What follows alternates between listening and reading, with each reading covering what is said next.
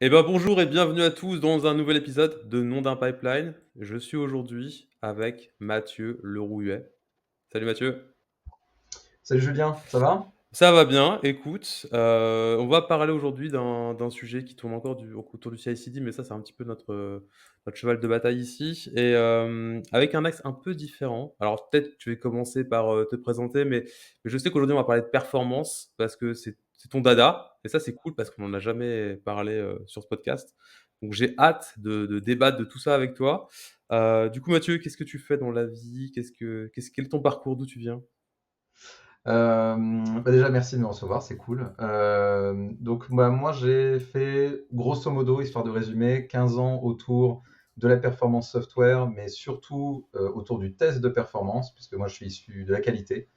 Et donc avec comment dire, la trajectoire habituelle sur ce type de métier, c'est-à-dire rentrer par la partie test de charge, qui est celle qui est habituellement pratiquée historiquement. J'ai fait pas mal de services, etc. Et puis petit à petit, en passant sur des postes en interne et puis euh, comment dire, en améliorant un peu mes pratiques, petit à petit, je suis venu au test de performance en général, c'est-à-dire pas forcément automatisé, beaucoup plus d'instrumentation, et puis surtout, petit à petit, on fait des recommandations un petit peu plus solides plutôt que juste euh, envoyer des chiffres, quoi. Voilà. Donc ça, c'est un petit peu ma trajectoire. Et puis, depuis début octobre de l'an dernier, je suis maintenant en freelance, après avoir été salarié toute ma vie professionnelle. Ça change pas grand-chose au final. Mais tu vois, c'est bien, on a l'opportunité de nouer des contacts, de découvrir de nouvelles choses. Donc c'est pour ça qu'on est là aujourd'hui. Bah, ouais, c'est cool. Du coup, tu viens tu commencé à faire des trucs de perf en faisant un petit peu, comme tu disais quoi, du test de charge ou ce genre de choses, tu fais encore aujourd'hui ou c'est plus du tout dans ton scope, Ouais, en fait, c'est comment dire, le monde de la performance software est quand même globalement divisé en trois parties. Les gens qui sont ingénieurs software, on va dire de base et d'origine, donc qui écrivent leur software et qui ont une appétence particulière euh, pour du code performant, ou alors qui travaillent dans des secteurs où c'est une exigence. Il y a quand même des systèmes où on a absolument besoin d'avoir des latences très faibles. Il y a le monde de la prod, avec toute la partie SRE, où il y a des gens qui ont une appétence aussi là-dessus. Et puis le monde de la qualité. Donc moi j'ai toujours plus ou moins fait du test de charge parce que c'est là-dessus que le monde de la qualité se positionnait quand il s'agissait de performance software historiquement. En tout cas quand j'ai commencé dans le milieu des années 2000. Et puis bah, petit à petit, avec l'avènement de l'open source, de l'open télémétrie, voilà toutes les solutions qui ont peuplé le marché autour de l'introspection et du monitoring en général, on peut faire beaucoup plus de choses sans forcément avoir à charger la mule pour voir ce qui se passe avec de gros volumes. surtout qu'en fait, Voilà. ce que tu décris, c'est un peu le parallèle dans la perf du mouvement shift left en fait, où tu parles de la qualité et pour moi la qualité, c'est souvent le fin de cycle, c'est-à-dire quand tu arrives au bout du bout, tu dis: «Au fait, est-ce que ça marche notre truc, at scale ou est-ce que ça tient la charge?» Du coup, tu te mets à tester. Et c'est trop Mhm. tard. Zut, ça marche pas. Enfin, ça peut être trop tard. Et comment tu fais du coup pour passer de ça où du coup tu es un peu dans le côté cycle en V où tu codes, machin, tu ships et la qualité te dit bah en fait ça tient pas la charge, du coup ça marche pas ou c'est pas assez rapide ou ce que tu veux selon ton critère. Et comment tu fais Mhm. pour passer de ça à un truc plus rapide où en fait tu le sais assez vite finalement que ça va pas le faire et parce que comme tu disais tout à l'heure, tu as des ingénieurs qui vont s'intéresser plus ou moins à la performance. Même pour moi, tu en as qui vont plus ou moins comprendre les aspects de performance de ce qu'ils écrivent, ce qui est entre guillemets «encore plus grave», mais bon ça c'est un autre débat de savoir, quelle est la connaissance et compréhension de ce que les gens le code qu'ils écrivent, quel est l'impact sur les performances. Plus on monte dans Mhm. les années, parce que je suis vieux, plus je me rends compte que le niveau d'abstraction évolue et tu es de plus en plus loin de la machine et que, l'époque où tu devais faire tourner plein de trucs sur un ordinateur, maintenant tu as plein d'ordinateurs pour un truc. Donc ça change beaucoup en termes de contraintes, en fait, de performance et tu peux te permettre des choses que tu pouvais te permettre il y a 10 ou 15 ans sur le même matériel, grosso modo. Donc comment tu fais pour, ouais, passer de ça, en fait, vraiment ce côté très, long, je pense, la feedback loop est super longue parce que tu peux coder pendant, maintenant on est tous agiles, mais tu pouvais coder pendant des semaines et des mois, faire des tests à la fin et puis repartir pour des semaines de trucs à bah, peut-être tu as un truc, tu codes, tu ships et tu vois que ça marche, c'est rapide ou pas rapide. Mhm. Ouais, il y a plein de choses dans ce que tu viens de dire. La première, c'est que la qualité arrive.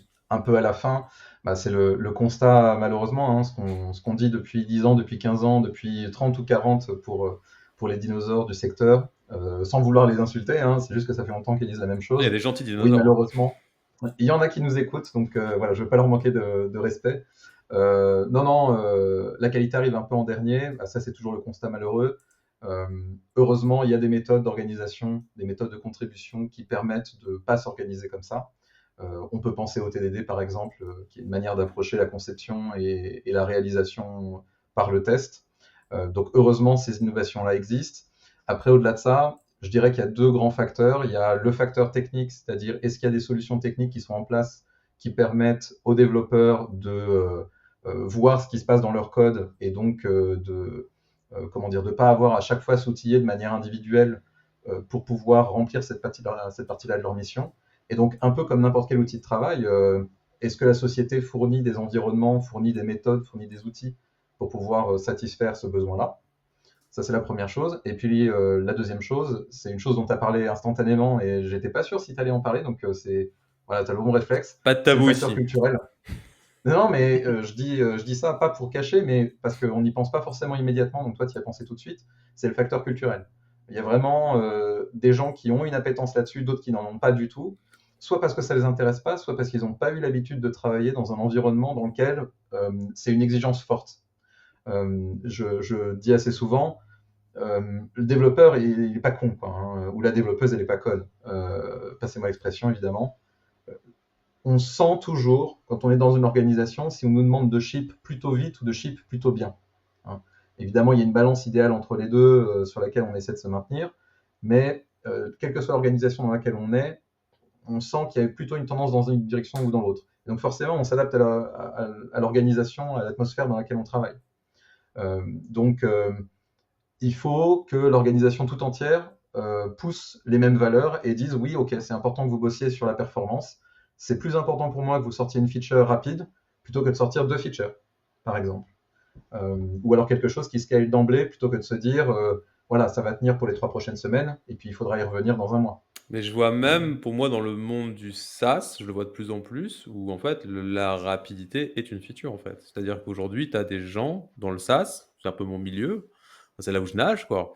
Et les gens dans le SaaS considèrent qu'aujourd'hui, qu'une feature, c'est rapide. Je prends l'exemple d'un SaaS qu'on utilise, nous, pour gérer notre ticketing qui s'appelle Linear, qui est un mini Jira. Ben, en fait, c'est justement en contre-pied de Jira parce que c'est plus simple et c'est pas l'usine à gaz qui est devenu Jira, entre guillemets. Mhm.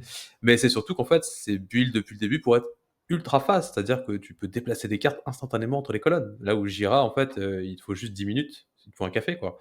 Et Sans après, exagération. sans exagération, ouais, ouais, non, mais j'ai un collègue dans une expérience précédente qui avait construit un dashboard Jira en utilisant l'API de Jira juste pour avoir un truc plus rapide que Jira parce que l'UI est juste vraiment très très lent. Donc c'est vraiment. Après, bon, c'est pas le même. Les features sont pas les mêmes dans les deux produits, donc c'est pas le sujet. Mais le fait est que Linear a buildé depuis le début et c'est pareil sur la version mobile qu'ils ont réalisée il y a quelques jours, semaines en bêta. C'est le fait que ce soit ultra rapide, ce soit instant. En fait, là, c'est une feature à part entière et donc après, c'est un choix, comme tu dis, stratégique, je pense, au niveau de ton produit ou de ton entreprise, de dire est-ce qu'on s'en carre ou est-ce que vraiment ça nous intéresse. Je pense qu'aujourd'hui, si tu veux avoir de la rétention d'utilisateurs sur un produit, t'imagines un iPhone, ça marche très bien depuis le début. Pourquoi? Parce qu'en fait, si tu compares en moyenne à la plupart des téléphones alternatifs d'autres marques, c'est, bon, ça vieillit pas très bien des fois, mais c'est quand même très rapide. C'est quand même très très rapide et c'est l'interface, elle snap, tic tic, tu scrolls, bim, c'est rapide, t'as jamais de latence et ça fait partie de l'adoption du produit, en fait. Et c'est vrai pour la majorité des produits. Mais comme tu dis, je pense que ça dépend vraiment de la stratégie des gens derrière et après de la culture des gens qui bossent sur le produit et qui sont les ingénieurs qui implémentent le truc, quoi. Mm. Alors, il y a plein de choses à dire là-dessus aussi. La première, c'est que dans le monde de la qualité, il y a une espèce de schisme entre ce qu'on appelle les exigences fonctionnelles. Donc, est-ce que la feature remplit la mission métier? Est-ce que ça me sort les bons chiffres? Est-ce que ça me permet de faire ma commande? Ce genre de sujet. Et puis les exigences qui sont dites parfois non fonctionnelles, où on parle de sécurité, de performance, d'accessibilité, etc. Le terme non fonctionnel, moi, je l'aime pas trop parce que déjà, le fait qu'on utilise une forme primative, ça montre bien qu'il y a une pauvreté dans la façon dont on conçoit cet environnement-là, cette partie-là du métier. Donc, je dirais plutôt des exigences peut-être opérationnelles ou contextuelles. Et donc, en tout cas, cette partie est effectivement très importante. Elle est vue par les utilisateurs et elle impacte complètement le business, dans le fait que l'utilisateur, par exemple, commande quand on parle d'un e-commerce, et puis revienne pardon, plus tard. Ça, c'est vraiment la partie comment dire, impactante d'un point de vue chiffre. Après, on peut penser à d'autres choses. On peut penser au fait que, comme tu l'as dit, la performance peut devenir tellement bonne qu'elle est élevée au niveau de feature elle-même.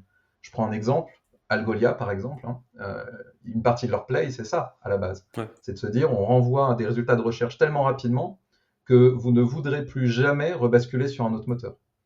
Alors évidemment, ce n'est pas la seule chose qu'ils proposent, mais ça fait partie intégrante de la qualité perçue du produit et de sa performance au sens métier. Donc ça, c'est vraiment quelque chose d'important. Et puis l'autre aspect, on a souvent en tête l'idée qu'un dysfonctionnement, ou plutôt une anomalie, c'est quelque chose qui est de plus en plus coûteux à fixer à mesure qu'on s'approche de la production. Alors pour la petite histoire, c'est un truc qui repose un peu sur des chiffres un peu sortis du chapeau, les trucs habituels qu'on voit, hein, les 1, 10, 30, 50, 100%. Les chiffres n'ont jamais vraiment été établis de manière formelle. Par contre, il y a une tendance, il y a une idée que voilà, plus on l'attrape tard, plus c'est inattendu, effectivement, plus on aura bâti autour d'une fondation qu'il va falloir déconstruire. Donc, et je pense que ça, c'est valide à la fois pour le software et à la fois pour l'organisation, encore une fois. Si on introduit la question de la performance une fois qu'on a recruté notre centième ingénieur, ça sera plus difficile Ouais. tu vois, de faire tourner, de faire demi-tour au supertanker, alors que si c'est au cœur des préoccupations des 3 premiers salariés, c'est vraiment très différent. Ouais, c'est ce que tu dis en fait, c'est vraiment une question de, enfin, de culture presque de est-ce que tu mets ça au centre ou pas? Et même si tu mets ça au centre alors, parce que là on est tous d'accord du coup, on dit: «Ouais les perfs c'est cool» et il faut le mettre dès le début si tu c'est plus facile dès le début comme beaucoup de choses en vrai. C'est-à-dire que si tu prends, bah, par exemple le CI et le fait de faire des tests, que ce soit unitaire ou fonctionnel, si tu fais ça bien après quand tu as 50 développeurs, c'est beaucoup plus compliqué qu'au tout début. Donc je pense que c'est vrai pour beaucoup de sujets, mais une fois que tu as fait ça, une fois que tu as décidé ça, comment tu fais concrètement pour en fait te dire, bah, comment tu mesures? Qu'est-ce que tu mesures? Qu'est-ce que tu mesures? Ça peut être lié au fait que tu en as une petite idée par rapport à quel est ton use case, business et métier. Ce que tu fais, que ce soit remplir un chariot ou afficher des pages et se dire: «OK, c'est ça qui est important pour l'utilisateur, qu'il soit pas frustré par le manque de vitesse et de rapidité». Donc ça peut être assez évident entre guillemets de mesurer, mais comment tu mesures toi concrètement après dans ton app? Qu'est-ce que tu mets en place? Comment tu fais du reporting? Comment tes développeurs, ils ont une feedback loop, comme dans un CI, ils ont une feedback loop qui dit: «Ah, ça marche pas, ton test, il a cassé tel enfin, ton code a cassé tel test, du coup, ça va pas, tu vas nous mettre une régression ou un truc qui va pas». Et comment tu fais pour faire ça niveau performance, en fait? Enfin, comme tu je pense qu'on part du truc il y a 15-20 ans où j'ai fait ça aussi quand j'étais jeune, de faire des tests de charge et compagnie à coup de clients web qui tapent sur des pages ou des trucs assez qui paraissent assez basiques finalement aujourd'hui et qui sont est-ce que c'est encore usité? Je ne sais pas. Mhm. Mais je dirais que on peut séparer ça en deux grands groupes. Le premier, c'est la partie Scale for One, qui est un truc qui a été comment dire, conceptualisé par James Pooley, qui est une sommité dans le monde du test de perf et du test de charge en général. Et donc, James dit, ça sert à rien d'aller chercher à scaler au-dessus de 1 si déjà tu ne scales pas pour 1. Donc il y a une partie du travail autour de l'instrumentation du code et de travailler sur des cas à la marge, des outliers, pour essayer de réduire ces exceptions statistiques, quoi. Essayer d'aller attraper tous les cas qui sont vraiment au-delà de tout ce qui est acceptable et d'essayer de ramener tout le monde vers une médiane à peu près décente, quoi. Donc ça, je dirais que ça relève du travail du développeur en général, mais ça demande de connaître bien son espace de données, quoi, de connaître bien, je dis n'importe quoi, dans le monde de l'e-commerce, par exemple, quelle est la quantité moyenne d'articles qu'on met dans un panier avant de passer la commande. Et une fois que tu fais tous les calculs de TVA, de frais de transport, les frais de transaction, tous ces sujets-là, euh, voilà, quel est le modèle de données sur lequel on s'appuie et quelles sont les volumétries associées. Euh, Ça, malheureusement, il y a beaucoup de gens qui connaissent pas ça, parce qu'une fois qu'ils ont sorti le code qui remplit tout un tas de critères, tout un tas de features possibles, ils n'ont pas forcément l'après, ils voient pas forcément comment ça se passe en production. Donc il y a une idée d'accessibilité de la donnée de monitoring qui soit disponible aussi bien pour les gens qui bossent côté production, côté environnement, côté infra, que les gens qui travaillent côté dev et conception, quoi. Donc ça, c'est l'idée du DevOps, hein. C'est si tu le dev, comment on dit, c'est toi qui l'opère, quoi. C'est toi qui l'administre. Donc ça, c'est la première chose. Et puis la deuxième chose, c'est pas parce qu'on fait ça que le test de charge disparaît, puisqu'il y a tout un pendant, tu l'as dit au début, hein, l'infrastructure, maintenant, on peut faire plein de choses qu'on ne pouvait pas faire avant, mais ça veut dire aussi que très rapidement, on peut mettre dans un trou financier une société si on ne fait pas les choses correctement d'un point de vue infrastructure. Avec toutes les directives d'autoscaling, ça peut revenir très cher très rapidement. Donc, sur la partie test de charge, il y a aussi toutes les équipes qui justement s'occupent de l'Ops, pour pas dire FinOps, pour certaines boîtes qui sont obligées de mettre en place des choses importantes là-dessus, pour s'assurer qu'on a correctement sizé les environnements, que ça scale correctement, que ça downscale correctement surtout, et puis voilà, s'assurer que toutes les dépenses sont des dépenses comment dire, sensées. Donc voilà, je pense qu'il faut vraiment travailler sur les deux aspects. Et donc, on retrouve en fait les logiques de shift left et de shift right. Shift left en essayant d'arriver plus tôt dans le cycle de développement logiciel, et shift right en se disant le métier de la qualité n'est pas terminé une fois qu'on arrive en production. Il faut continuer à faire des choses avec la production, voire même carrément tester en production. Tu peux tout à fait faire du test de charge en production. Ouais. Euh, C'est mieux donc d'ailleurs, je de pense mon que point de vue, parce que je trouve que les gens qui font pas des tests de manière générale en production, c'est ce que je les milite sont je crois que il y a 2 marottes dans ce podcast, c'est qu'est-ce que le DevOps? Et du coup, tu en as donné une nouvelle définition, donc je suis ravi d'en pouvoir en parler. Et le fait d'avoir des environnements de staging, dont on parle de temps en temps parce que c'est lié, que je trouve ça juste infect dans bien des cas parce que c'est souvent une mauvaise situation et ça revient un peu à faire des on va faire des tests de charge sur le staging. Tu n'as aucune donnée en staging souvent qui ressemble à la prod. C'est souvent des données bidons créées par les développeurs pour juste tester, mais qui sont loin de la volumétrie et des cas bizarres que tu vas avoir en prod et tu pourras pas tester ces cas-là. Alors tester du coup en prod, ça fait toujours peur, mais c'est mieux d'avoir un truc en prod qui permet de débugger rapidement ou de corriger rapidement les problèmes de perf que tu peux avoir que de tester dans un truc qui n'est pas la réalité et qui en est loin. Donc, le hmm. laptop développeur est très loin de la réalité, mais alors le staging n'est pas beaucoup plus près parce que tu n'as pas les vraies données et qu'en fait, le seul moyen de vraiment tester, c'est du coup de monitorer dans tous les aspects, que ce soit qualité et performance de ta production pour être sûr de pouvoir la piloter en fait rapidement et d'aller dans la bonne direction si tu as un incident, un bug tout simplement ou un problème de performance, quoi. Hmm. Alors, je pense que là aussi, il y a à boire et à manger. C'est-à-dire que, à mon avis, il y a du mérite à créer un environnement de staging pour pouvoir faire des tests, si et seulement si tu es dans un mode labo et que comment dire, que tu es vraiment focus sur une problématique en Ouais. particulier que tu maîtrises bien et tu veux voir à quel point est-ce que tu t'écartes de ça, à quel point est-ce que ce point névralgique qui est essentiel pour ton business continue d'être correctement couvert. Mais il faut vraiment être dans une approche labo, donc ça veut dire qu'il faut particulièrement bien maîtriser les éléments constitutifs du système que tu testes. Donc tu peux pas prendre, comme tu l'as très bien dit, tu peux pas prendre un système dont tu ignores un certain nombre de propriétés, le mettre en labo, faire un truc qui ressemble vaguement à la production, mais en fait pas tout à fait, et puis derrière tirer des conclusions. C'est la meilleure manière de dépenser de l'argent en infrastructure, en temps, et puis aussi en conflit humain, parce que tu crées des feux comme ça, sans forcément avoir quelque chose d'actionnable. Donc pour moi, il faut vraiment faire les deux. Il faut à la fois avoir cette approche de recherche scientifique quelque part en se disant, voilà les paramètres que j'ai déterminés, voilà exactement ce que je veux faire sur mon applicatif et je veux voir comment il réagit. Donc là, il y a du sens, mais il faut bien se rendre compte, il faut bien, comment dire, il faut bien recenser les questions qu'on pose, et il faut vraiment être très très méthodique. Et puis, il y a la partie, un peu le chaos de la vie de la production.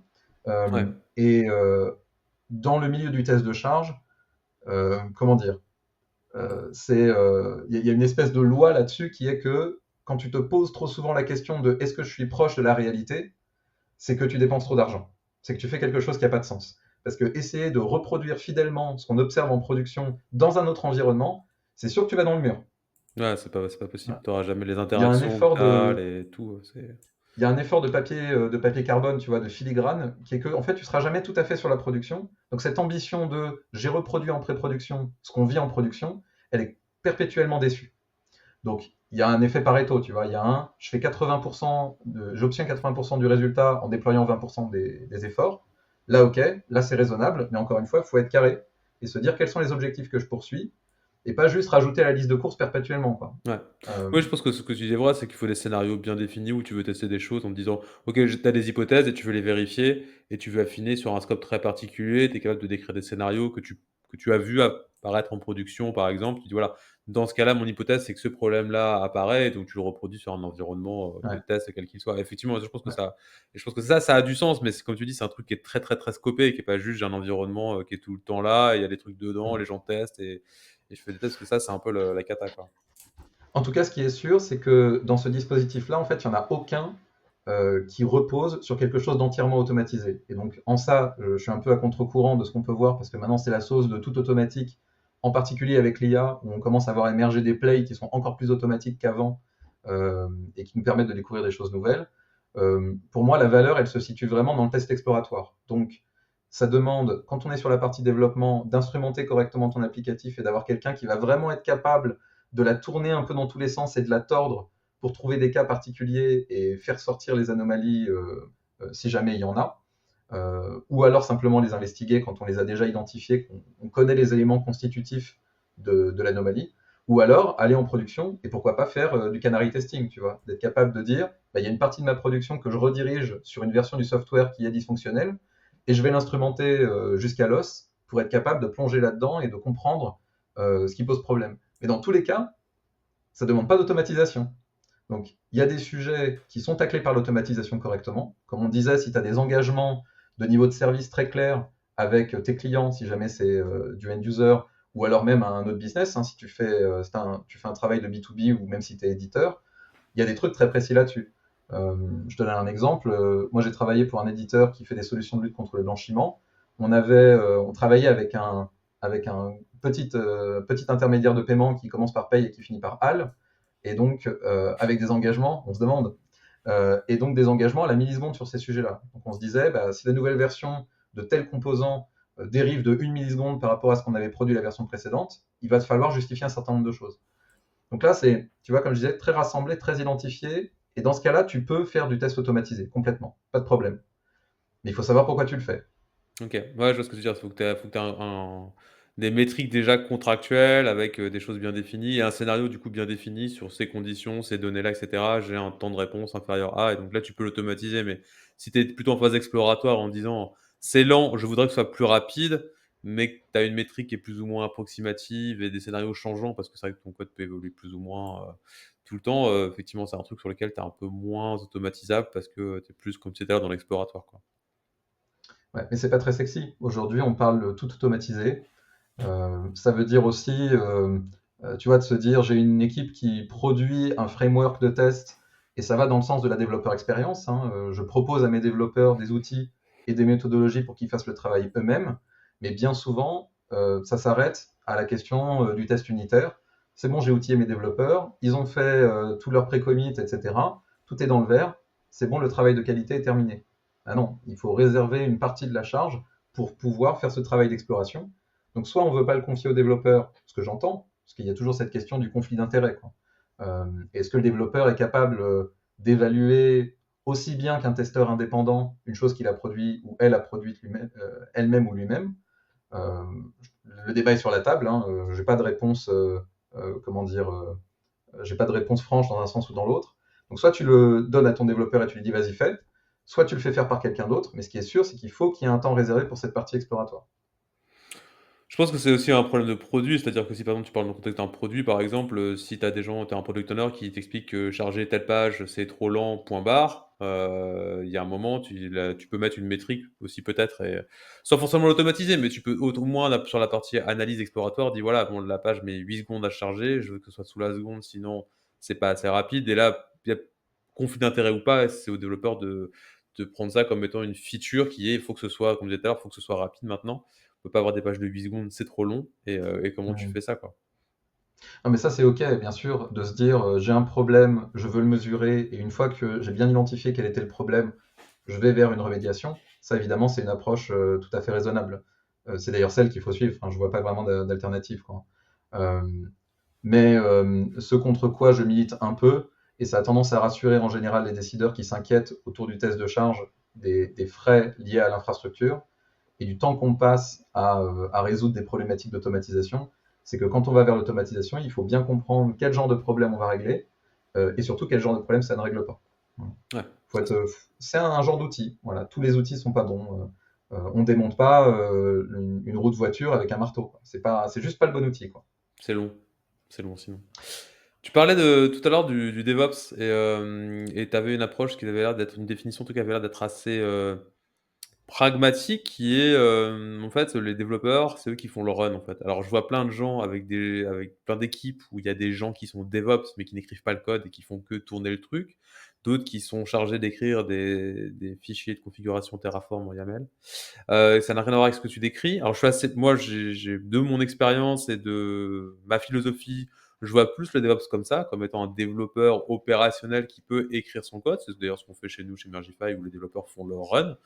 Donc on les réveille pas la nuit, mais presque, pour leur dire, «Ça va pas, ton truc marche pas». Parce que je pense aussi, du coup pour le pratiquer depuis plusieurs années, qu'en fait c'est le seul moyen de comprendre comment fonctionne ton code dans la vraie vie. J'ai passé plusieurs années chez un éditeur logiciel, dans le passé, où j'écrivais du code qu'on shippait presque sur CD-ROM à des gens qui le déployaient et je ne pouvais pas l'opérer, c'était pas mon travail. Mais du coup, j'étais toujours dans le noir complet pour débugger les problèmes, parce que quand tu as un soft qui tourne, on-prem chez plein de gens, qui te rapportent des bugs ou des problèmes de performance, ce qui m'arrivait aussi, je n'ai aucune idée de quel est l'environnement, je n'ai aucune idée de quoi que ce soit. Donc en fait, tu essayes de deviner. Alors c'est très intéressant d'un point de vue ingénierie, parce que tu joues aux devinettes permanentes, en essayant de comprendre d'où vient le problème. Et donc tu es un petit peu inspecteur Colombo, ou inspecteur gadget, ça dépend des cas, pour essayer de trouver la source du problème que tu peux avoir chez le client qui a déployé ton logiciel. Mais comme tu ne l'opères pas, tu n'as pas forcément, puis si tu n'as pas été très malin et que tu n'as pas de métriques qui te sont remontées de manière ou d'une autre, parce que tu n'as pas accès à la plateforme, etc., c'est très compliqué de gérer la performance quand tu es pas connecté à ce qui le run. Là où, dans une vraie, en tout cas ce que moi j'appellerais une vraie approche DevOps, où effectivement tu fais le déploiement, en tout cas tu es en charge du run, donc si ça bug et que ça pète en prod, bah, ça doit de le corriger et c'est pas un SRI, enfin un ingénieur qui doit restart le service, etc. Enfin, en tout cas, peut-être dans un premier temps, mais en tout cas, tu dois vite être la personne qui corrige le problème à la source et qui donne. Parce qu'en fait, c'est la personne qui a, entre guillemets, écrit le code et qui a ce côté ownership du code qui est la plus à même de corriger ce problème. C'est pas ne serait-ce que en termes de délai. Enfin, si c'est con, mais si tu fais de la prod, que ce soit dans un truc, tu disais un e-commerce, un SaaS, quel que ce soit, un truc qui est en live et utilisé par des gens, tu peux pas attendre que le rebooter toutes les 3 minutes le truc, ou il faut que tu aies quelqu'un qui connaisse le code pour aller le plus vite possible pour corriger le souci, si c'est un souci important, c'est plus efficace. Et donc, du coup, tu as vraiment ce côté, ce que je trouve intéressant, ce que tu dis, donc de DevOps, où en fait, c'est le meilleur moyen. Mais je vois beaucoup d'équipes encore, alors peut-être que ton expérience diffère, et j'espère, qui ont pas, en fait, qui ont encore une grosse scission finalement entre les développeurs, les gens qui font le run, les gens qui font le déploiement. Mais ça, je peux comprendre parce que le déploiement, je pense que c'est un métier à part entière. Donc, tu as des fois des équipes qui sont des équipes plateforme ou compute, on appelle ça comme on veut, qui gèrent la partie déploiement. Et ça, encore, je peux le comprendre parce que c'est vraiment. Faire du Terraform, c'est compliqué, mais gérer toute cette partie infrastructure, ça ne veut pas dire qu'il ne faut pas avoir une compréhension, parce que quand tu utilises des services externes avec des propriétés, des latences, des modes de fonctionnement optimaux, etc., il faut les connaître, il faut savoir ce que tu utilises, pas dire juste c'est une base de données, c'est juste un truc pour stocker des datas et puis je m'en fiche. Tu as des problématiques d'index, de performance, d'écrire des requêtes correctement. Mais tu as vraiment intérêt à avoir ce côté, ouais, ce côté connaissance et pratiquer le run, quoi. Est-ce que toi, tu vois ça de plus en plus? Est-ce que tu faut que tu pousses là-dedans, du coup, pour changer? Parce que je me dis que si tu fais pas ce changement-là, tu passes ton temps à faire, du coup, ce qu'on a fait tout à l'heure, des tests de perf et puis revenir au déploiement en disant: «C'est pas assez rapide» ou je sais pas, moi, je le vois pas, j'écris juste du code. Donc, est-ce que tu fais aussi du shift, culturel, en fait, quand tu bosses, dans des équipes comme ça? Ouais, donc bah, c'est un des grands sujets justement du culture shift autour de l'ingénierie de performance. Sachant que dans la performance, on pense tout de suite à un système qui va vite, mais ça veut dire aussi un système qui est fiable. Donc on s'intéresse tout de suite à l'incidentologie, à la propension du système à échouer à des moments clés. Donc il y a toute une part, enfin comment dire, il y a tout un pan du travail autour de l'acculturation, autour de ce que c'est que la fiabilité, ce que c'est que la responsabilité et ce que c'est que la remédiation. Donc il y a des choses assez importantes que tu as dit tout à l'heure, c'est que c'est important qu'un développeur soit impliqué dans la résolution des problèmes, et c'est important pour deux raisons. La première, c'est la partie efficacité. Donc, comme tu disais, euh, comme cette personne est la personne qui connaît le mieux cette partie-là du système, c'est important que cette personne-là soit impliquée. Parce que c'est comme ça qu'on va vers une remédiation efficace. C'est là qu'on va vers une correction la plus rapide possible. Et quand on a un incident, on veut corriger rapidement. Ça, c'est la première chose. Et le deuxième aspect, et qui est parfois un peu négligé, et qui est pourtant essentiel, enfin, c'est un des bienfaits essentiels du DevOps, c'est la partie responsabilité. Donc on n'est plus dans la correction, on est dans la prévention. Et si on ne fait pas attention à impliquer les gens qui produisent le code dans la partie remédiation, dans les post-mortem, etc., on n'efface petit à petit ce sentiment de responsabilité. Et donc, on va au-devant de problèmes qui sont de moins en moins prévenus et de plus en plus corrigés. Et ça pose un problème, parce qu'un problème corrigé, c'est un problème qui a eu un impact, alors qu'un problème prévenu est un problème qui n'a pas eu d'impact. Donc pour moi, il y a toujours cette double problématique, un peu comme dans l'aviation, tu vois. Quand il y a un crash, on se dit pas, pas de bol, et puis on fait rien. Non, on met en place des systèmes qui auraient permis de détecter le problème une fois qu'il s'est présenté, des systèmes qui auraient permis de résoudre le problème, et puis tout un tas de méthodologies avant qui permettent de prévenir le problème. Donc il y a vraiment une approche par plusieurs fronts, tu vois. Ouais. Et donc la j'allais dire la méthode DevOps, voilà, j'allais me faire crucifier là. Aïe, aïe, aïe. Ouais, on va dire plutôt comment on peut dire, je sais plus d'ailleurs ce que c'est que l'idée, c'est Philosophie? l'idéologie presque. Ouais, c'est ça? Ouais. Voilà, le jeu de valeur mis en avant par le DevOps, c'est vraiment ça. C'est le sujet d'être efficace et le sujet d'être suffisamment acculturé pour que tous les maillons de la chaîne se sentent responsables et se sentent impliqués. Donc ça, voilà, c'est la partie, je pense, la plus importante. Il y a notamment un exemple que tu disais, bah, c'est la base de données, à la rigueur, il y a que de la donnée dedans et je m'en fiche un peu. Bah, c'est une des choses qu'on voit le plus aujourd'hui en performance, c'est que des développeurs reposent sur des ORM qui leur permettent d'accéder voilà, des couches qui sont complètement abstraites de leur base de données, sauf que comme ils ne savent pas vraiment ce qui se passe derrière cet ORM, ils requêtent la base de données d'une manière qui est complètement inefficace. Et on retrouve là-dedans des grosses problématiques de performance. Donc, Un c'est toujours le vieux. problème d'utiliser le mauvais outil pour Ouais, faire les mauvaises choses. Tu vois cette expression qui dit quand le seul outil que tu as, c'est un marteau, tout ressemble à un clou. Donc voilà, différents besoins, différents outils. ouais, je suis assez d'accord sur les ORM, c'est mon cheval de bataille depuis plus de 10 ans. J'ai un chapitre entier du livre que j'ai écrit, d'ailleurs il y a une dizaine d'années sur Python où je parle des ORM et de pourquoi et comment ne pas les utiliser parce qu'avoir des objets, en fait, la base de données, c'est pas du tout objet. Et quand tu fais par exemple du Python, ce qui était le cas du bouquin dont je parlais, c'était vraiment bah, en fait, les gens font de l'ORM et genre tout est magique, tout est objet. Mais en fait, non, c'est le modèle Mhm. derrière, c'est pas du tout ça en fait, et c'est pas comme ça qu'il faut l'utiliser dans bien des cas. Et c'est ouais, je pense que c'est un problème de perf qui doit être monstrueux dans bien des cas parce que les développeurs voient pas du tout. Ils font du code dans leur langage et la base de données, non, non, c'est juste un truc pour récupérer des datas et c'est pas forcément ça quoi. Et je voulais rajouter une dernière chose dont j'ai oublié de parler, c'est la question de la traçabilité de l'information et son accessibilité. Donc là, on est en train de dire les développeurs doivent absolument participer à la remédiation, doivent se sentir concernés par la façon dont l'applicatif fonctionne en production. Ok, mais il faut aussi leur donner les moyens de le faire. Et bien souvent, dans une organisation quelconque, ça demande un certain volume d'effort pour arriver jusqu'à l'information de comment ça a tourné en production, quelles sont les données qui ont servi à produire cette anomalie, et donc à quel point est-ce que cette donnée est facilement accessible pour pouvoir aller faire de l'analyse derrière. Alors bien sûr, il y a des problématiques de confidentialité, hein. Je prends un exemple, tu fais un paiement, bon bah t'obfusques pas le numéro de la carte de crédit, ça pose un problème à un moment donné, quoi, en termes de sécurité. Mais il faut aussi qu'il y ait suffisamment d'informations pour pouvoir aller au bout du problème. Donc je pense qu'il y a une responsabilité des organisations, de façon de manière générale, j'ai tendance, c'est peut-être mon excès, j'ai tendance à beaucoup déresponsabiliser les gens autour des valeurs qui sont portées par l'organisation. Euh, une fois qu'on leur donne les bons outils, qu'on leur donne les bonnes valeurs, les gens deviennent responsables, mais avant ça, c'est la responsabilité de l'organisation de mettre les systèmes en place pour que les gens se disent « Ok, ça fait partie de mon boulot ». Et surtout, j'ai les moyens de le faire. On ne peut pas demander à un développeur d'aller analyser un incident s'il n'a pas accès au monitoring de la prod. Ouais. Ça paraît stupide à dire ce que je dis, hein, mais il y a des organisations qui fonctionnent comme ça.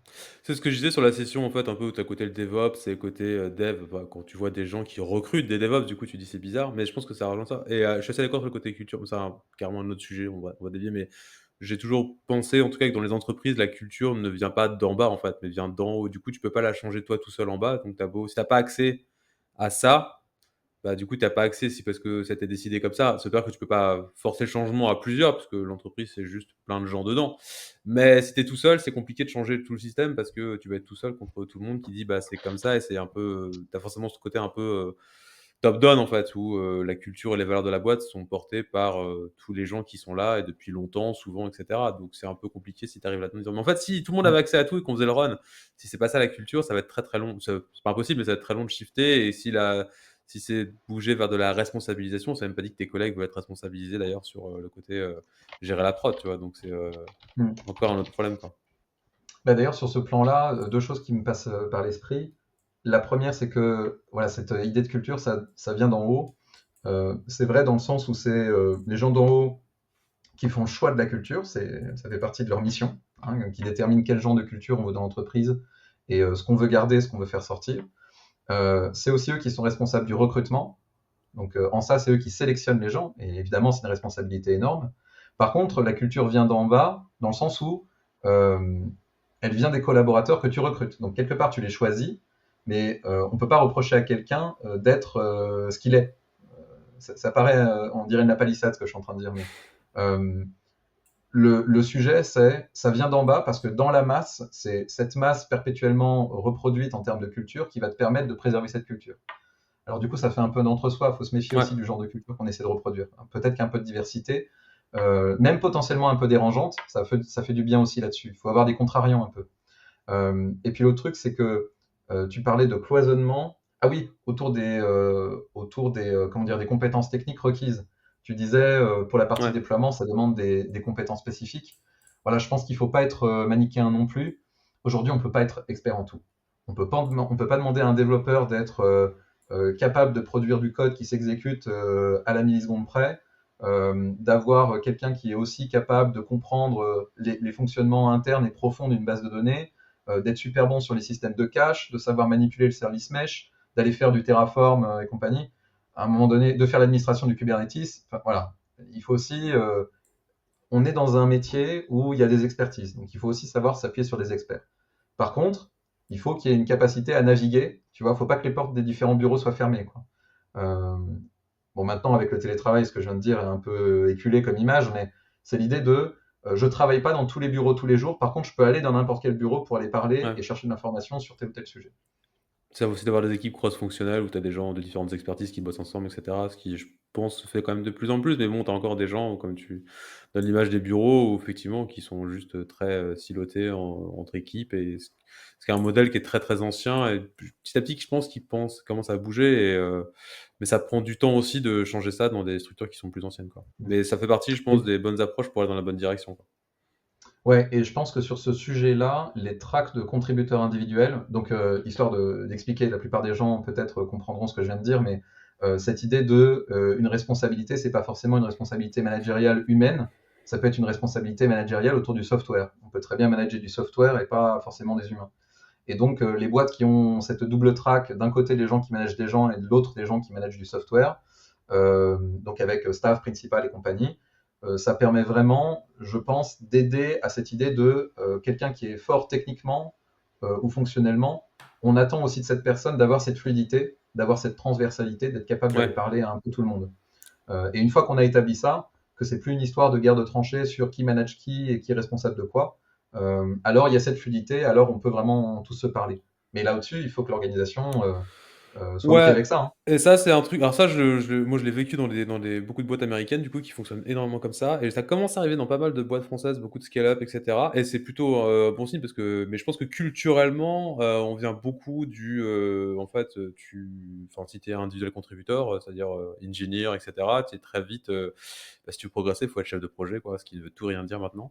Et donc, manager des projets, des gens, je ne sais quoi. Et du coup, plus, en fait, être ingénieur expert, alors qu'en fait, tu peux arriver au bout de 20 ans, 25 ans, 30 ans de carrière, être expert d'expert, expert, d'avoir fait toutes les erreurs possibles dans ton domaine. Et donc, voilà, c'est définition d'expertise, quoi. Et d'être super bon et sans devenir manager d'humain ou de projet ou je ne sais quoi, en fait. Où là, t'es nul et ça t'intéresse pas. Et ouais, on commence à le voir, et ça, je trouve ça plutôt cool pour le coup, ce changement de paradigme. Je trouve que ça va dans le même sens de ce qu'on disait tout à l'heure, quoi, de responsabiliser les gens et de pouvoir avoir ce côté ownership sans se dire, bon, bah, en fait, ça sert à rien parce qu'au bout d'un moment, je vais devoir arrêter ça et manager des gens qui feront le Mhm. boulot à ma place et qui continueront de refaire les erreurs que j'ai déjà faites quand j'ai commencé, puisque du coup, tu n'as que des juniors sans arrêt, quoi. Oui, puis je trouve que ça assainit beaucoup la population de managers d'humains. C'est-à-dire que dans cette partie-là du métier, on retrouve des gens qui ont une réelle appétence pour ça. Plutôt que de retrouver des gens qu'on a forcés là-dedans en leur disant bah oui mais tu as atteint ton plafond de compétences donc je vais te alors c'est quoi, c'est les principes de Peter ou les Ouais, lois de Parkinson, je sais jamais, c'est l'un des deux, mais sur cette idée de on te promeut forcément à ton niveau d'incompétence et puis tu redescends jamais tout à fait. Donc il y a des boîtes, il y a pas, de plus en plus de boîtes, je partage ton constat, qui sont capables de faire ça et qui le font plutôt bien. Il y a aussi des boîtes entre guillemets à l'ancienne qui n'ont pas forcément formalisé cette idée d'échelon hiérarchique. Par contre, où il y a de plus en plus de liens directs entre les contributeurs individuels, bon, qui du coup sont encore une fois tout en bas de l'arbre, j'allais dire généalogique, de l'arbre hiérarchique, mais qui ont des canaux de communication directs et très efficaces avec de la direction directe, tu vois, voire du chief of staff, voire du CTO, voire du CEO, quoi. Et donc, quelque part, c'est pas tout à fait ce qu'on vient de dire en termes d'organisation, mais ça sent la fluidité de l'information Ouais. et le droit de parler à peu près n'importe qui sans avoir à passer au travers des managers. Donc, je suis d'accord, le secteur va dans la bonne direction sur ce plan-là. Ouais. Ouais, je pense que ça pour reboucler sur ce qu'on disait au début, je pense que c'est le genre de truc par lequel tu es obligé de passer pour adresser des sujets qui sont aussi pointus et techniques au sens enfin pointus en fait. Tu peux pas demander à un junior, qui d'optimiser un truc ou de comprendre comment faire pour que la base de données soit rapide parce que les requêtes de l'ORM sont toutes nazes. À un moment, il faut avoir plusieurs années d'expérience et avoir une connaissance, comme tu dis, d'expertise dans ces différentes parties et du code et de la base de données et cetera et donc il faut forcément des tracks comme ça pour adresser ce genre de problème. Et ce genre de problème, justement, tu parlais de télémétrie, de trucs comme ça, et cetera, mais ça m'intéresserait assez de savoir, toi, c'est quoi ta reco, grosse maille? Parce que bon, j'imagine que tous les cas sont différents, mais de justement quel type d'outils tu vas mettre en place en termes de si c'est de l'automatisation, si c'est pas de l'automatisation, c'est quoi un peu est-ce que tu as des trucs genre des go-to, tu sais que ça marche bien en termes d'outils, de pratiques, quand tu arrives dans une équipe qui a jamais fait de perf, mais qui se dit: «Ouais, c'est vrai que c'est pas ouf ce qu'on fait, mais comment on fait pour commencer à améliorer?» C'est quoi les premiers plans, dans les grandes lignes? Ouais. Alors là-dessus, malheureusement, je vais pas être un bon pourvoyeur de conseils là-dessus parce que dans ma vie de prestataire de service, j'ai surtout travaillé avec tout ce qui est Big Corp, hein. Donc on tombe assez rapidement sur des outils commerciaux qui sont excellents mais qui coûtent relativement cher. Donc je pense en particulier à Dynatrace, OK. Datadog, voilà, toutes ces solutions-là. Quand je dis je suis pas de bons conseils, parce que tu vois, tu parlais précisément du démarrage en fait. Et donc en général, quand on démarre, on part pas forcément tout de suite sur ces solutions qui sont excellentes, hein, qui sont sur étagère, ça marche nickel. Il y a un peu de configuration souvent, mais c'est vraiment pour aller adresser des sujets très particuliers. Et ça permet d'être très efficace. Mais en général, quand on commence, on n'a pas forcément débloqué des gros budgets sur ce genre de solution. Et puis pour le reste, j'ai eu comment dire, quand on partait de zéro et qu'on faisait vraiment du build plutôt que du buy, là pour le coup, c'était des trucs où on avait une connaissance tellement profonde et encyclopédique de la stack, et puis j'admets surtout qu'elle n'était pas forcément très complexe. En fait, on avait des points de monitoring déportés sur chacun des composants. Donc on n'avait pas vraiment, si tu veux, ce single pane of glass, comme on dit, où toute l'information est uniformisée et accessible sur un seul endroit. Donc moi, j'ai souvent utilisé les outils dédiés des différents composants. Donc tu vois, tu bosses avec une base Oracle, bah, tu utilises les outils de monitoring de la base Oracle. Tu bosses, je sais pas, j'en sais rien, un Tomcat qui porte une application Java, bah, tu vas aller instrumenter. Alors, s'il y a un petit truc là-dessus où j'ai utilisé Glowroot, qui est un tout petit APM avec très très peu d'overhead et qui répond bien aux besoins. Donc ça, c'est plutôt l'environnement Java. Euh, mais voilà, là-dessus, malheureusement, j'ai pas forcément de recettes magiques.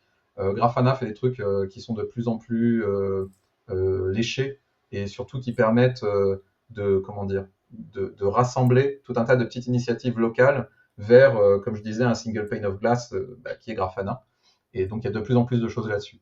Donc, je dirais mon conseil dans un premier temps, c'est si vous avez les budgets, vous faites partie des chanceux et partez tout de suite sur une solution assez complète, parce qu'en fait, la réconciliation des informations entre les différentes solutions de monitoring, c'est pas forcément quelque chose de facile à faire. Et en général, on perd beaucoup de temps à essayer de les lier les unes avec les autres. En fait, on se rend compte que tous les outils mesurent des trucs légèrement différents.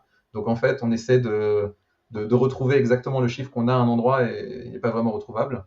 Ça, c'est quand on a les budgets. Et quand on les a pas, il faut partir hyper basique et surtout se concentrer sur le plus important. Donc, en général, dans le bac, quand on travaille avec une base de données, prenez le temps de vraiment regarder la base de données. 9 fois sur 10, c'est là quel problème. C'est dans l'intermédiation entre le code et la base. Donc, dans l'ORM, on en a parlé, et puis dans les fonctionnements profonds de la base. Donc, il faut apprendre les outils de monitoring de la base, quoi. Il n'y a pas de secret. Et puis, bah, côté front, être à l'aise avec le JS. Et là-dessus, il y a aussi des outils qui sont plutôt pas mal. Sentry fait des choses bien, par exemple. Mmh. Euh, euh, donc, Voilà, là comme ça, j'ai pas plus de recommandations que ça. Il faudrait que je bachote un petit peu plus pour me mettre à jour. Ouais. Ouais, j'allais recommander aussi Sentry parce que je sais qu'ils commencent à faire des trucs comme APM. Donc, et pour ceux qui ne savent pas ce que c'est APM, c'est vraiment l'idée de tracer en fait tout ce qui se passe dans votre code en termes de requêtes SQL, HTTP, etc. Et d'avoir une sorte de vue waterfall des timings des différents calls et de voir bah, pourquoi c'est lent en fait. Tout ça, ils commencent à se faire ça justement chez Sentry depuis quelques années maintenant. Et Mhm. c'est sorti de bêta, je crois, leur truc de performance. Et ça peut être plutôt cool et connaissant Sentry, pas forcément très onéreux.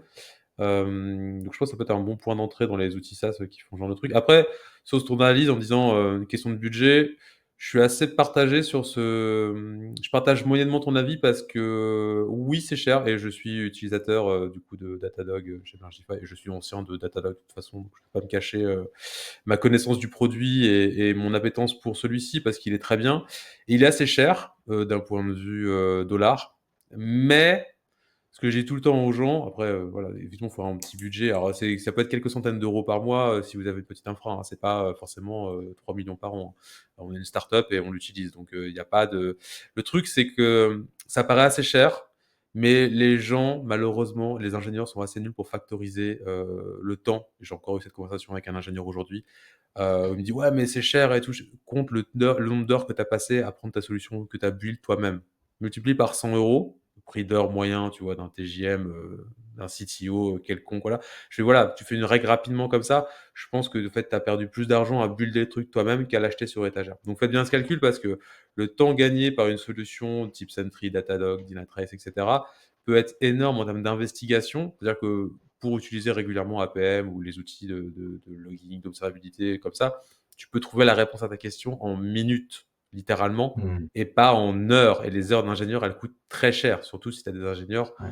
qui sont staff senior engineer et qui font passer des heures à faire un truc ou à un taux horaire monstrueux. Donc, il ne faut pas sous-estimer le temps passé par les gens là-dedans, sachant que le but dans une entreprise, c'est pas juste de débugger les trucs, c'est de construire de la valeur avec ton truc d'ingénierie. Donc, pas de passer des heures à débugger ton machin et dire ah, c'est super, j'ai passé 3 jours à bien m'amuser à trouver ce problème. Si tu as juste un outil qui est déjà fait, qui te donne la solution, tu corriges le problème, puis tu passes à autre chose, c'est vachement cool aussi, quoi. On va perdre ça de vue, Ouais. quoi, d'avoir ce côté pragmatique. Donc, certes, effectivement, ça peut être un budget, etc. Mais à long terme, en tout cas, ça vaut le coup. Bon, c'est aussi pour ça que ces boîtes fonctionnent très bien et ont beaucoup de clients et de plus en plus, c'est que bah, en fait, tu t'y retrouves très très vite. Même quand tu as des incidents, après c'est un autre aspect, mais je pense que les gens ne sont pas assez formés de manière générale, les ingénieurs, sur le côté observabilité. Tu parles d'open télémétrie, ce genre de choses. Je pense qu'il n'y a pas encore assez de gens qui instrumentent leur application et leur applicatif pour justement supporter des métriques et se dire ah, ce serait cool de voir si c'est rapide ou pas en production, s'il y a des incidents, etc.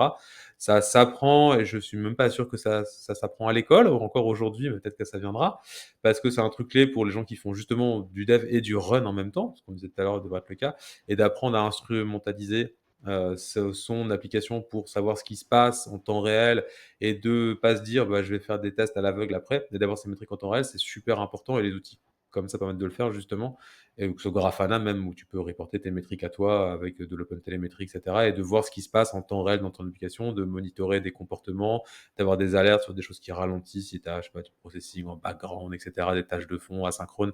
Et c'est clé d'avoir ces outils-là pour à long terme pouvoir les suivre. Et je vois encore peu d'ingénieurs qui sont formés à ça, ils l'utilisent et sont complètement à l'aveugle en fait pour faire du run derrière, ce qui est très difficile. Donc ça, c'est difficile d'avoir un sentiment de responsabilité si tu n'as pas les outils, comme tu disais tout à l'heure, pour suivre ça. Parce que s'il te faut un moment, tu veux bien travailler et avoir des perfs, mais il te faut, comme je disais tout à l'heure dans mon cas, tu fais tourner des trucs à des kilomètres sur d'autres infras où tu n'as pas accès. Bah là, c'est un peu la même chose. Si tu n'as pas d'observabilité pour résoudre les problèmes de perf, c'est quasi impossible, quoi. Bah, tu vois, pour remonter, c'est vachement bien que tu parles de ça parce que pour remonter au niveau du definition of done, hein, c'est ça aussi. C'est est-ce que mon code remplit sa mission métier? Ok, mais est-ce qu'il est sécurisé? Est-ce qu'il est performant? Est-ce qu'il est accessible, etc. Mais surtout, est-ce qu'il est monitorable? Est-ce qu'il est instrumentable? Et donc, tu peux très bien dire, bah, je considère que ma feature n'est pas terminée tant qu'elle expose pas suffisamment d'informations. Alors, OpenTelemetry ou autre chose, hein, mais tant qu'elle n'est pas monitorable, alors elle est considérée pas terminée. Ça, c'est vraiment essentiel, quoi. Et Ouais. juste pour revenir sur ce que tu disais sur les coûts induits par la maintenance, donc le build versus buy, clairement, là-dessus, je pense qu'il y a il y a un biais de la plupart des ingénieurs et peut-être même des organisations qui sont beaucoup plus comment dire, susceptible de dépenser du temps sur des choses sans forcément dépenser de l'argent. Il y a plein d'organisations, je dis n'importe quoi, qui font entre 100 et 200 ingénieurs, qui vont pas forcément rechigner à l'idée d'avoir quelqu'un qui va passer un mi-temps annuel ou un trois quarts temps, même un temps plein sur une solution, qui paie leur ingé 80K et qui irait pas sortir 100K sur une solution complètement scalable et surtout finalisée, parce qu'on est bien d'accord, une solution qui va être build par une seule personne va être certainement beaucoup moins riche en fonctionnalités que quelque chose que tu payes 100 000 euros par an, tu vois, Bah, si tu auprès d'un éditeur. arrives à faire avec un ingénieur qui te coûte 80K par an ce qu'une boîte fait avec une équipe de 500 ingénieurs sur un produit, franchement, faut pivoter. C'est ce que j'allais dire. C'est ce que j'allais Faut dire. pivoter. Non, non, c'est ça, je suis assez d'accord. C'est que là, aujourd'hui, surtout qu'on parle de solutions qui sont ultra matures, qui sont là depuis 10 ans, dans le cas de Datadog ou Dynatrace ou ce que tu veux, donc, ou New Relic, où il y en a plein, et c'est pas d'hier, quoi. Donc, tu vas pas les rattraper avec ton ingénieur à trois quarts temps sur le sujet, c'est sûr et certain. Et tu vas juste perdre beaucoup de temps et d'argent pour avoir un truc qui est sous-optimal, et ça, c'est vrai dans beaucoup, beaucoup de sujets, donc je suis assez d'accord. Est-ce que pour Ouais. toi, ces sujets-là, c'est un des trucs qu'on peut plugger dans la partie automatisation sur la partie CI, peut-être plus que CI, parce que je pense que faire des perfs au moment du déploiement, c'est peut-être plus compliqué. Mais c'est quoi ton avis là-dessus? D'utiliser ces outils dans la CI. Ces outils, non, la problématique des perfs, pas forcément les outils de monitoring, parce que je pense que c'est plus compliqué. Mais pourquoi pas, ceci dit, c'est aussi un sujet. Mais de manière générale, comment tu gères les perfs? Tu parlais d'automatisation, en fait, des tests de perf. Est-ce que tu sais gérer ça au niveau CI et qu'est-ce que t'en penses? Est-ce que tu fais des trucs qui bloquent les pull requests si c'est trop lent? Alors, la pull request, non. Je l'ai jamais fait. J'ai souvent eu l'ambition d'arriver à ce stade-là, mais il y a toujours eu différents sujets qui ont bloqué avant. Donc, je pense qu'il faut pas être punitif, quoi. Faut comprendre qu'on est sur un sujet d'acculturation en général. Euh, le, le sujet, je dirais, c'est oui, c'est OK. Je veux pas non plus avoir l'impression de faire un réquisitoire anti-test de charge dans la CI, parce qu'au contraire, c'est un truc que j'ai adoré faire, mais il faut le faire pour les bonnes raisons. Et donc, dans ces cas-là, faire des tests de performance ou faire carrément des tests de charge dans la CI sans instrumentation, c'est une bêtise. Voilà, ça n'a juste aucun sens. J'utilise souvent cette analogie. Un test de performance, et en particulier un test de charge, c'est mettre un patient sur un tapis de course et lui mettre tout un tas d'électrodes pour voir comment son cœur va réagir. Si on le fait juste courir sur le tapis de course mais qu'on n'écoute pas son cœur, ça s'appelle pas un examen. Ça s'appelle juste faire de l'exercice. Donc on a dépensé des calories, super, mais derrière le bénéfice, à part d'avoir un médecin en face de nous qui nous regarde vaguement dans le blanc des yeux pour voir si on transpire beaucoup ou si on souffle très fort, ça sert strictement à rien. Donc il faut instrumenter l'applicatif dans le plus possible d'environnement parce que c'est comme ça d'abord qu'on acculture les développeurs à maîtriser, à manipuler ces outils, ce qui fait que le jour où ils en ont besoin, ils vont vraiment pouvoir aller plonger dans les informations quand ils les tirent de la production, par exemple. Et puis surtout, c'est comme ça qu'on a des insights, quoi. La CI/CD, elle est là pour pouvoir lever des trucs et pousser le code rapidement en production. Donc, il faut pouvoir aller chercher l'information. Si elle n'est pas là, ça sert à rien de faire des tests dans la CI. Top. Ouais, mais on est complètement d'accord. Je pense que on en vient un peu au sujet de l'instrumentation et de l'observabilité, et c'est un sujet qui est encore beaucoup sous-utilisé, sous-évalué. Je vois tellement de gens qui travaillent à l'aveugle sans ce genre d'outils. Après, je peux comprendre, hein, parce que quand t'as pas connaissance de l'existence de ces outils et t'es jamais tombé sur ces problématiques-là et t'as pas cherché la solution, ce qui est pas forcément le cas de tout le monde. Il y a des gens dont la performance n'est pas à quelques centaines de millisecondes près, donc c'est pas forcément un sujet où le scale fait que les performances sont toujours acceptables et que des fois acheter une machine plus grosse revient moins cher que de chercher la source du problème, et c'est tout à fait acceptable. Donc On en revient à ce qu'on disait tout à l'heure, le temps passé en ingénierie versus les ressources supplémentaires allouées. exactement, ouais. Oui, ça peut coûter moins cher de juste mettre un serveur plus gros que de passer du temps. Faut bien compter le combien d'heures ça va te prendre de déployer. Donc ouais, je pense que reste un truc qui est, quand tu l'as pas vu en fait fonctionner, des outils comme APM, etc. Et si vous connaissez pas, je vous invite à regarder parce que c'est vraiment hyper puissant en termes de découverte voilà, des problèmes de perf qu'il y a derrière et de compréhension de comment. Parce que j'ai passé pas mal de temps dans ma vie à bosser sur le profiling d'applications, et clairement, il y a un truc assez magique quand tu lances un profiler, et c'est vrai qu'APM, c'est que tu te rends compte de trucs. Tu penses que ton application fonctionne de telle manière. C'est-à-dire que tu demandes à un développeur qu'est-ce qui se passe quand il se passe ça dans ton application. Il dit, ah oui, ça passe par telle fonction, tel truc, etc. Il dit qu'est-ce qui est le plus lent, à ton avis, même si l'application est rapide.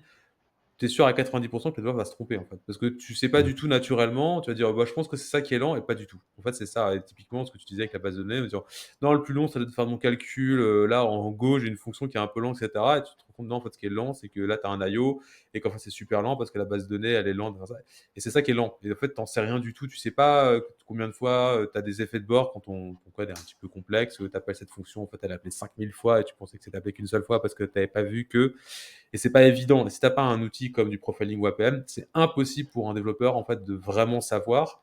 Et quand tu as testé, en fait, ces outils-là, tu te rends compte à quel point tu es, en fait, niais face à ton code et tu penses qu'il fait ça, mais pas du tout. Et tu as des comportements que tu t'attendais pas et ça permet d'améliorer, du coup, ça et d'améliorer, les perfs en sous-jacent. Mais il faut vraiment l'avoir vécu, je pense et testé une fois pour se rendre compte et faire une sorte de facepalm un jour sur ton code en disant: «Mais putain, je suis con, en fait, j'avais pas vu ça». Mais si tu as pas d'outils pour regarder ce que fait ton code sur la machine et que tu lances juste un truc qui fait input, output et qui a un temps, comme tu disais, global, tu dis: «OK, ça prend tant de temps», mais tu as pas à l'intérieur, c'est très difficile de savoir vraiment ça et de se rendre compte que tu es très ignorant. Ce sera le Je suis d'accord avec ce tout. sera le mot de la fin, ne soyez pas ignorants. Donc testez ces solutions-là. Si vous regardez des vidéos YouTube, je suis sûr qu'il y en a plein pour regarder à quoi ça ressemble, des APM ou ce genre de choses, ou des profilers aussi. On n'a pas trop abordé ce sujet-là, mais c'est encore un vaste sujet. Et faire du profiling dans la CI, c'est peut-être le futur. Il faudra qu'on en parle un jour. Mais, Pourquoi pas? mais regardez ça parce que je pense que c'est super intéressant et que voilà. En tout cas, merci beaucoup Mathieu pour cette conversation autour des performances. C'était cool. J'ai passé un très bon moment avec Avec toi. plaisir. Et puis, au plaisir du coup. Ben carrément. Quand tu veux. Salut. Salut!